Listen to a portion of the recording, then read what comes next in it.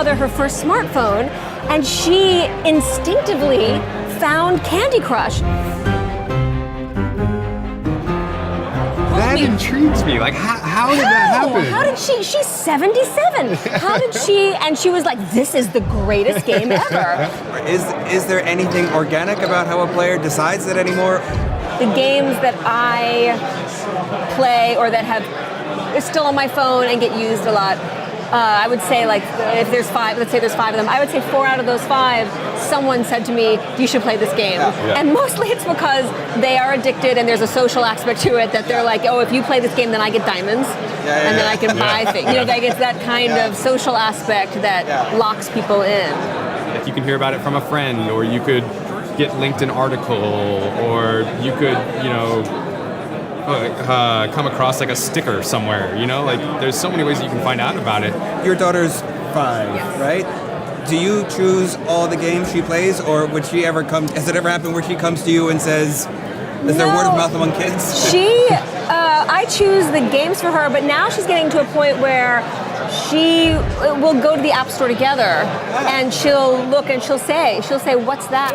I spent a lot of time working on the icon for the game I'm working on to make sure that it pops against other icons, so it stands out and people's eyes are drawn to it. But then also trying to express like the art style of the game and the mechanics of the game, all from like this one little icon.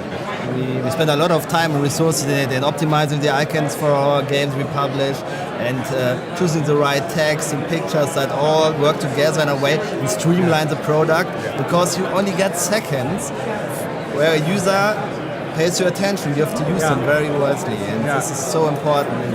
I saw upstairs there was a person who had a character that was really well designed and it was super cute, and I instantly was drawn to it. I was like, this is the most adorable thing. And I thought if my 5-year-old saw this, we would buy this in a second. I would first go through and make sure, I would check in-game purchases and parental controls, and sure, because that character I know that would lock her in. Interesting. So yeah, the icon is a big deal.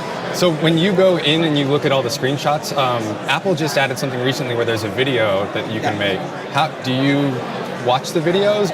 But absolutely, especially when I'm buying apps for my daughter. Right. I want to look and see what is going on there, because there's nothing more frustrating to me than when I buy something for her and then she's like, nah. There's a lot of brand loyalty with consumers too, I think. It's like Tokaboka. When I see there's a new Tokaboka app, there's $1, there's my $2 or whatever they're going to charge me for it. I'm like, whatever you want to charge me, because I know it's going to be good. And they are so good about building on their other apps, and they've turned it into like a whole world. She gets a lot of pleasure out of those games, and it's guaranteed. So there is also brand loyalty within that's not licensed characters. You can have the best game in the world when people don't see them. Yeah.